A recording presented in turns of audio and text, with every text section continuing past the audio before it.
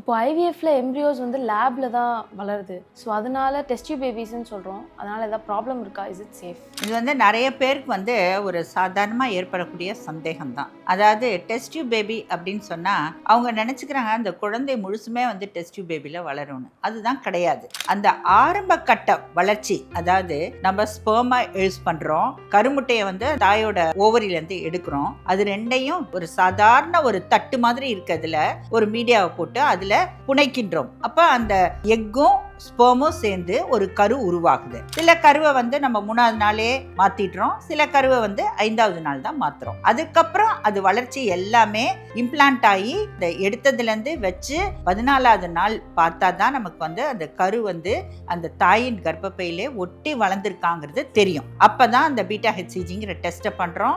அது பாசிட்டிவா இருந்தா அந்த தாய் வந்து கரு விட்டுருக்காருங்கிறது வந்து நம்ம கன்ஃபார்ம் பண்றோம். அதை தவிர அந்த குழந்தை முழுசுமே வந்து டெஸ்ட் டியூப்ல வளர்றது கிடையாது.